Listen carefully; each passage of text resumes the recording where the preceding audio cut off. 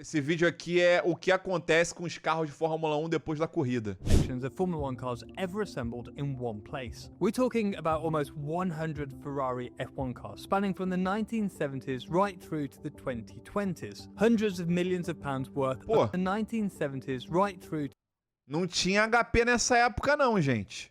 Beleza? É porque isso aqui é provavelmente ou show car, ou então é carro de teste, carro de evento. E aí, apesar do carro ser antigo, ele tem que estar com a plotagem atual, né? Pra mostrar os patrocinadores mais novos, né? The 2020s. Hundreds of millions of pounds worth of racing history stored in this incredible facility. Now, I'm here on a mission. I'm looking for one specific car, the Ferrari F2004. This is one of my favourite racing cars ever. The peak of the V10 era, when F1 was fast, nimble and absolutely brutal. But I could see right away, the F2004 isn't here in this main collection. Oh my goodness me.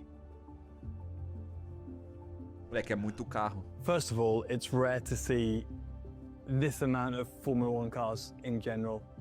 But more to the point, all of these Ferrari Formula One cars is just amazing. So I needed to figure out where Ferrari is hiding one of the greatest F1 cars ever made. But while I investigate, let me show you what is here. Cars from every era, every regulation change, every evolution of aerodynamic complexity. This place is honestly absolutely amazing. But what exactly is this magical place? Well, this is Ferrari Corsa Clienti in Fiorano, Italy. And Corsa Clienti is the most Fiorano, eles botaram Ferrano. exclusive customer racing program in the world. If you want to buy and drive Ferrari F1 cars, XX program track cars, or even the 499p Le Mans car, this is where you come. 499p Le Mans. Ele meteu o Lemon. Muito foda. To find out more, I spoke with Federica Santoro. É porque basicamente a Ferrari ela faz algo muito inteligente, né? Ela pega carros que não vão ser mais utilizados, vende para os bilionários e o cara não leva o carro para casa. Quando ele compra o carro, mas na verdade ele compra o direito de usar o carro. O carro continua sob custódia da Ferrari e quando a Ferrari faz os eventos para usar, o cara vai lá e usa o carro dele. Doideira isso, né? The head of F1 Clienti and XX programs. All the cars you can see here are privately owned by our customers. tá vendo? So they decide to store here at our facilities because our team is taking care of constantly checking the car and making them ready for every event. Now, more and more F1 teams are making their F1 cars available for customers to buy. But what makes Ferrari special is that they're the only manufacturer in F1 history that's always made both the chassis and the engine, which means they can restore and run every single car they've ever made. In fact, these folders contain the Caraca, filho, olha isso. drawings to each and every one of their F1 cars. And if that sounds like a huge technical challenge, Caraca, moleque, olha lá. that's because it is. Now, with modern technology, running a 1970s F1 car is relatively straightforward. They're all very mechanical.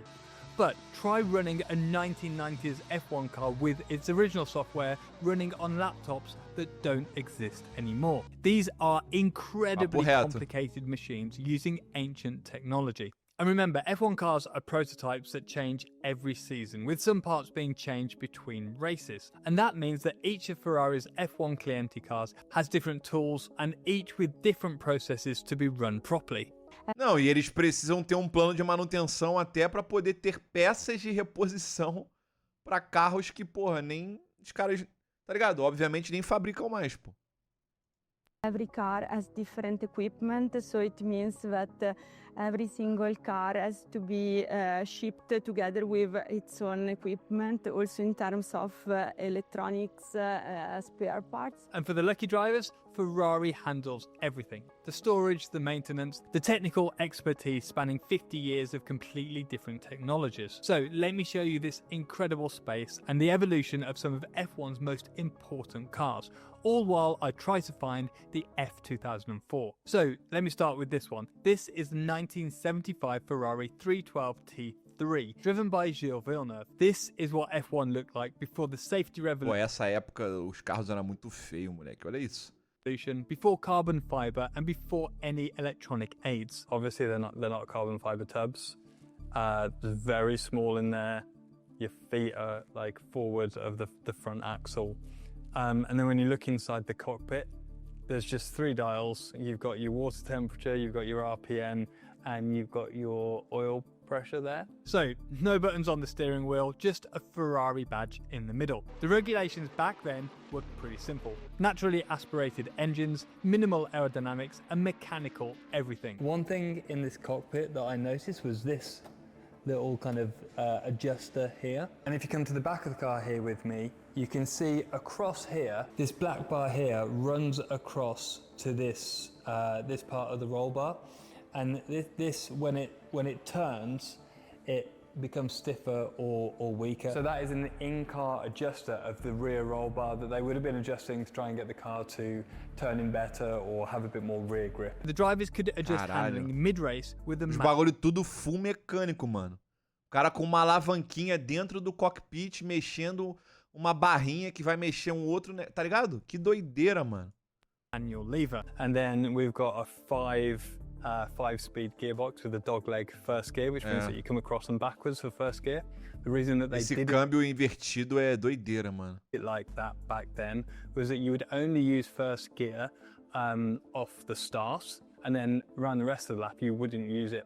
So it means that second, third, fourth, and fifth were much easier to get hold of when you were just going second, straight backwards to third, and then into fourth and fifth straight backwards. So you only had to go across the gate once every now and then as you're going up and down the gears, which makes it significantly easier rather than going second to third and then fourth to fifth across the gate, which is much more difficult. With this dogleg type of gearbox, drivers could change gears more quickly and make fewer mistakes. What I love about this is that it was pure mechanical engineering. But as we move forward in time, everything changes. Next, we jump to 1995, the Ferrari 412 T2. Nessa época o carro já era F1 car with a V12 uma engine. buesta. And if you've ever heard one of these run in real life, as I've been lucky enough to do, it's absolutely incredible. It genuinely sounds like it's doing 300 miles an hour when it's only doing 200. You don't just feel this car coming, you feel it in your chest. Now, the V12 was ending because new regulations for... Cara, eu torço pra que os motores da Fórmula 1 mudem de novo, porque eu gostaria de ter a experiência de saber como é presencialmente você ver um carro de Fórmula 1 barulhento na vida real. Porque quando a Fórmula 1 tinha esses motores, até na época do V8, eu não só não morava em São Paulo, como eu não tinha nem condição de vir pra cá pra ver corrida, né? Então...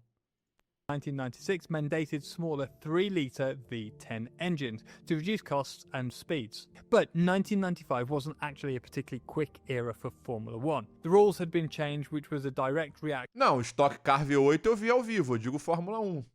to the deaths at Imola in 1994. And just take a look at the aerodynamics of this car. You can see how basic they are compared to modern cars. But the bigger change from 1994 was underneath. Cars went from having flat floors close to the ground to stepped floors with planks, like the cars have now.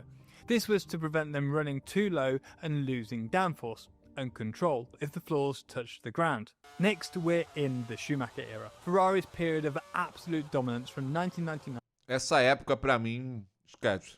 O Schumacher ganhou tudo, é verdade, mas, porra, essa época, o desenho dos carros e tal, porra, tá maluco. To 2004. This is the F2003 GA, from when Michael Schumacher won his 6th Drivers' Championship, breaking Fangio's 46-year-old record. Por exemplo, sabe quando alguém fala bola de futebol e você pensa na bola da Copa de 70? Aquela branca e preta? Quando alguém fala carro de Fórmula 1, o primeiro que vem na minha cabeça é isso aí, tá ligado? This one's a F2003. I've driven some cars of this era, and it's really weird. You get in there, it smells like a racing car. It's like that mix of oil, petrol, and like rubber around it. It's just absolutely incredible. These cars had traction control, V10 engines pushing 900 horsepower, and they were becoming seriously sophisticated machines. This car in particular, the F2003, won 7 races and secured both championships for Ferrari. You can see the development, you can see there's just more details to the car.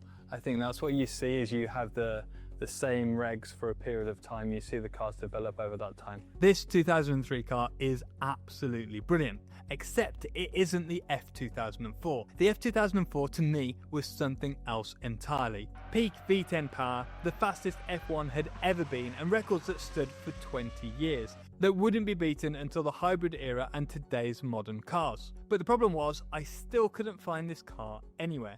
Quebraram o recorde do Rubinho agora, recente, pô, em Monza. Anyway, let's move on a few years. And this is somewhat heartbreaking for every single Ferrari fan. So this one was the last Ferrari Drivers' Championship winning car.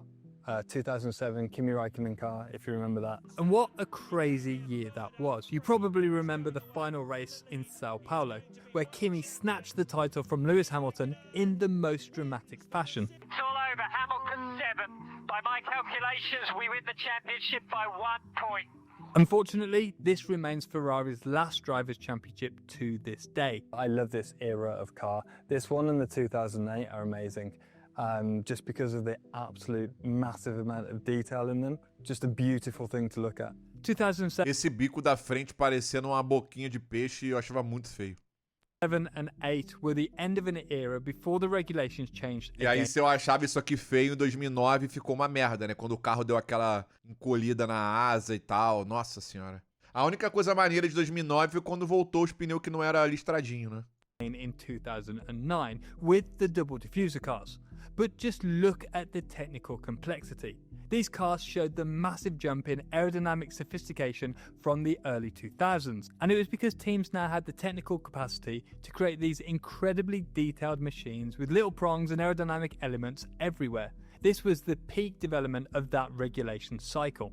And I think these cars were some of the most beautiful F1 cars ever made. Pure aerodynamic art. But now let me show you where this aerodynamic evolution leads.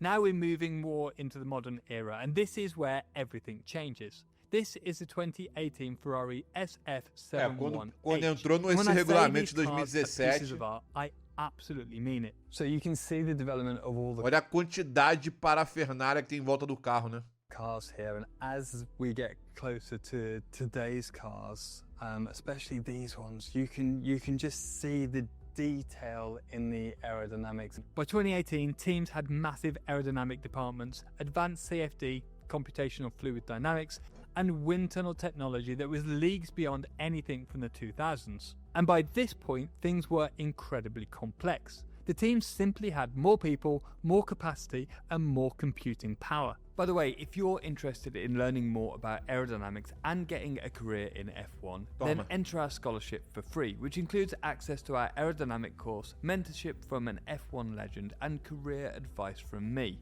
worth over £3,000. The link is in the description below. Ou se você quiser aprender algo que você vai realmente usar no mercado de trabalho, exclamação Alura no chat, beleza? Common theme for each generation of F1 car. You see them start off fairly basic, and then you see over that period of 3-4 years that there's just more bits, more aero bits on the car, as obviously the aerodynamicists have found more details, more time. They've worked out how to extract more speed from the car. And the result? Well, just look at that wing. When you look at the complexity of these wings, it's just mind-blowing, to be honest with you. Look at this wing here. We've got 1, 2, 3, 4, 5, 6, 7 elements to that front wing. 7 elements on the front wing alone. Then look at the barge boards, these intricate flowing sculptures designed to control airflow around the car. This car in particular, is the details on it are just insane. They are pieces of art. This was also when Ferrari mounted their strongest challenge to Mercedes' hybrid era dominance. But beyond the competition, these cars represent the absolute peak of aerodynamic artistry before the regulations simplified everything again in 2022. But this car is a 2021 SF21, and this is where you really appreciate the difference between seeing these cars on TV versus in person. Obviously, I look at a lot of technical pictures and images of Formula One cars, but I'd forgotten just how detailed these cars are. This section of the car is just so busy with parts. It's absolutely wild. This was an era where teams had the most technical freedom in the bargeboard area. While the front wings were relatively simple compared to 2018, the bargeboards became these incredibly detailed aerodynamic sculptures, and an area where teams could find downforce and therefore lap time. Every single element, every curve, every fin was designed to manage the airflow around Qualquer cantinho, se tem espaço, dá pra colocar alguma coisa pro carro. the car, and teams were spending millions developing these intricate pieces, and I think you'll agree it shows. But what happened in 2022 represents a significant shift in F1's aerodynamic regulations, and here we have a direct comparison of the two eras. When we look at these two cars, we can actually see how they've changed across generations of car. Just look at how big the tyres are on this one. You can see the width of the car is the same, but these ones just look so much bigger. The wheel. Eu vou te falar que quando eles anunciaram esse regulamento atual a primeira vez, eu tava mais empolgado, mas conforme o tempo passou e eu fui me acostumando com esse design, eu acho que eu gosto mais do regulamento anterior. Os pneuzão gigante eu acho que não me pegou muito, não. Eu acho esquisito ainda. Ainda mais com a calotinha de gol bolinha, né? The wheelbase is longer, so you've got the floor. Obviously the aerodynamics are completely different, but it's a really good comparison that we don't really get to see that much where they're actually side by side. There's so much real estate in front of the driver. If you imagine the driver's head is here, or the driver's eyes are here, there's so much in front of the driver. I'm not surprised that they have the odd incident because it's a long way out there. And remember, with the driver's eyes so far down, they can't, they can't see what I can see here. As you know, this was the return to ground effect aerodynamics with simpler wings, all designed to improve overtaking, although that hasn't exactly worked out to plan. Seeing these modern cars up close was amazing, and the SF75 really stood out. This is the S175, and if you remember back to Tamanho that da period, banheira. the side pods were sculpted out very much here.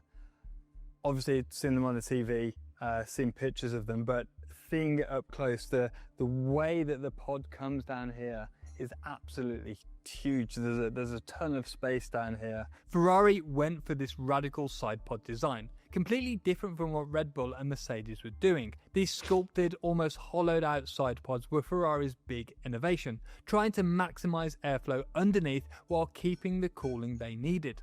It was a bold engineering choice that really showed Ferrari's willingness to think differently about the new regulations. So, there you have it, 50 years of Ferrari F1 evolution. What an incredible privilege for us to see.